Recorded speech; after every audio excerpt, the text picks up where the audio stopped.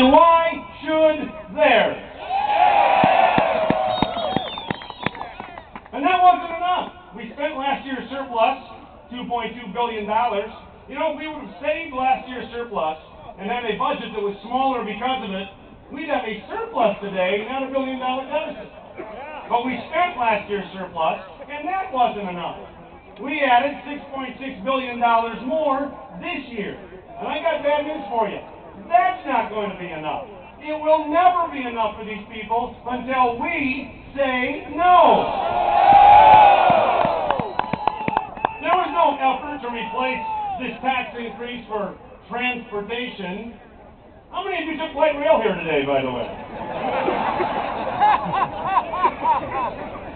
Obviously, none of you did because you wouldn't have made it on time had you done.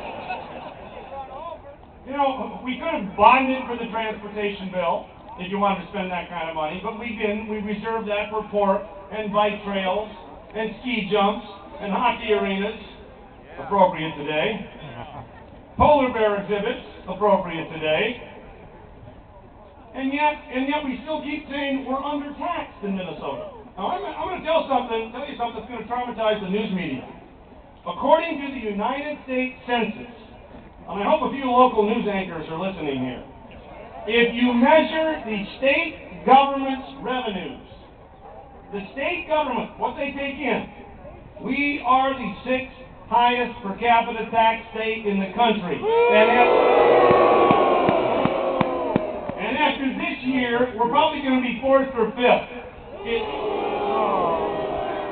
I think enough is enough. Wouldn't you say? It's too much! You know, and it's funny, this is all about a debate over your budget versus the government's budget. I happen to think you can spend your money a bit more wisely than they can. And yet, Larry Pogemiller, the state Senate leader, it isn't lunch yet, is it? All right. I can mention a Democrat. You know, I've got a whole problem with vertigo lately. I just finally figured it out. The Democrats are making me dizzy. But he said it's naive and simplistic to think that you can spend your money more efficiently than the government. By the way, I haven't even mentioned, I know Michelle and John did, but what they've got in store at the federal level. If the Bush tax cuts expire, 115 million taxpayers are going to see their taxes go up. And the bottom bracket is going to go up by 50%.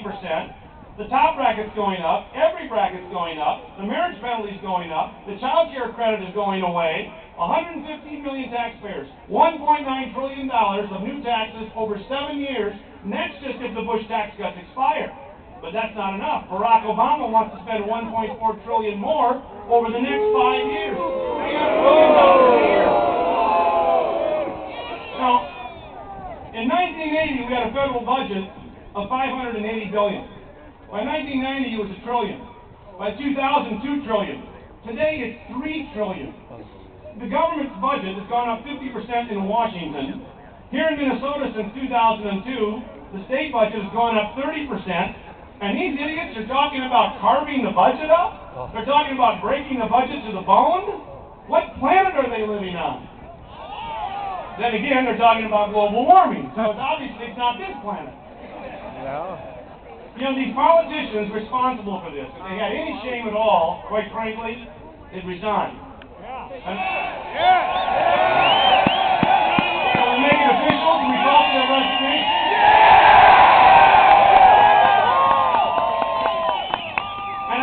The good ones if they quit in protest. But I'm telling you, further tax hikes are being planned as we speak today. They'll say they need your income for vital spending programs, but they can't spend your income wiser than you. They'll say they need to keep borrowing for government investment. That's called an oxymoron. There's no such thing. But they can't invest your income any wiser than you. Whose money is it? I'm sorry? Come again? This redistribution of wealth is really a zero-sum game.